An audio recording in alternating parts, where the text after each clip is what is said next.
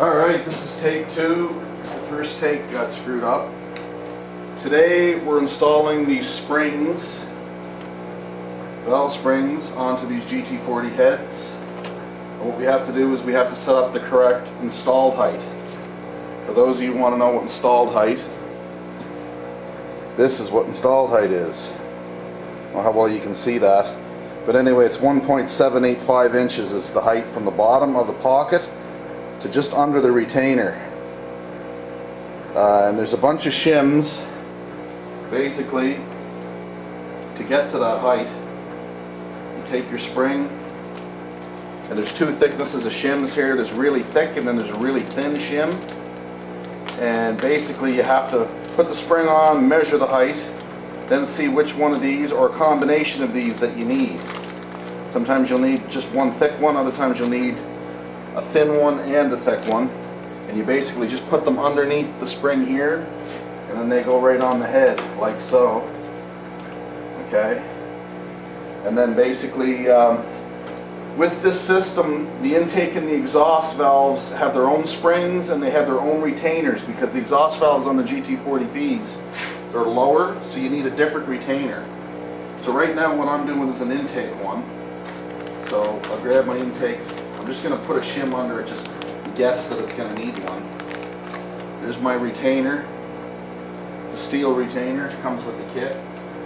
And basically what you do is you put the thing in there and you use this. This is set to 1.785 inches and it's a depth gauge. Basically you put the bottom of that on the cast iron part of the head right at the spring pocket, and then you use it to measure the height. And it should come right up to the spring edge, which it does on all four of these because I already did it. But just to show you what you're after. Now the whole reason to measure the installed height is there's different pressures for the different amounts of lift that are on the spring. And that all depends on the installed height. Like there's a chart here. I don't know if you can see it, it's kind of all torn up, but anyway, at different installed heights, you'll have a different pressure. So in other words, this spring is 122 pounds when it's at 1.785. It's at 275 pounds at 440 lift, 294 pounds at 480, 302 pounds at 500, and 318 pounds at 540 lift. If the installed height is wrong, meaning it's either too short or too high, what that ultimately means in like real terms, like real world terms, is that let's say this spring or this valve would start to float at 8,800 RPM. If your installed height's wrong, now it's going to float at 8,100 RPM. Which means nothing in a street engine, but in a drag race motor that could be significant. You could end up breaking some or damaging your springs, breaking off a valve. You're going to lose power. You're going to lose all kinds of stuff.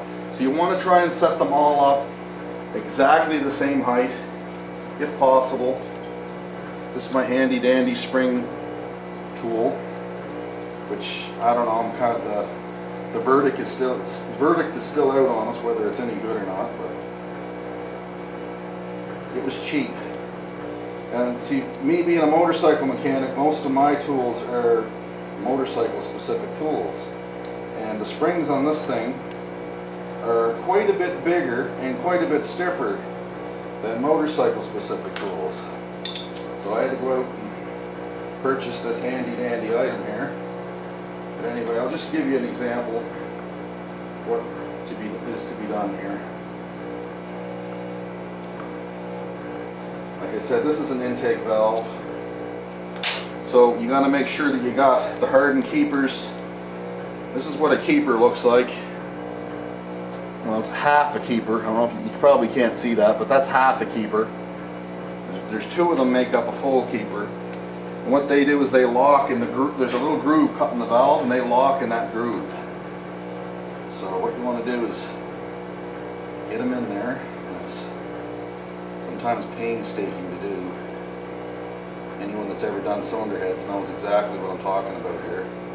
Hard to get them both to go in without damage, and to get them to go in together at the same spot. Anyway, I think that's got it. So we'll gently wind this off and see if No, we got the collar there. Yeah, we got it.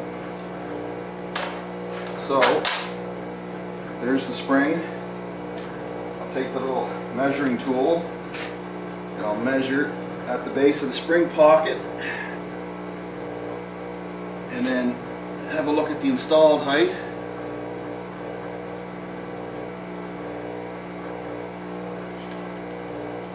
It's kind of difficult to do, to explain, but anyway, it's, you want to make sure you're in on it, and I got it exactly right, if you can imagine that. I guessed at what spring shim was going to be needed in there, and that was the one. So anyway, this is what we're doing. Give you a little close up here if you can. I don't want to move this thing around too much because it'll just cut off on me, but here's my handy dandy. It's a good idea to take a plastic hammer and gently tap the valve after you've put them in. You'd rather have them pop off here on the bench than you would inside the motor when the motor's running. So right on. So installed height, that's what we're doing today. And now obviously I didn't put the valve seals in, the Viton valve seals, these little suckers, but I'm going to have to disassemble the head. All I'm doing now is just shimming them to set them up at the correct height. I'm going to have to take the head apart, clean it, wash it really well, lubricate the valve stem going into the guide, and then put the seals and springs and everything back.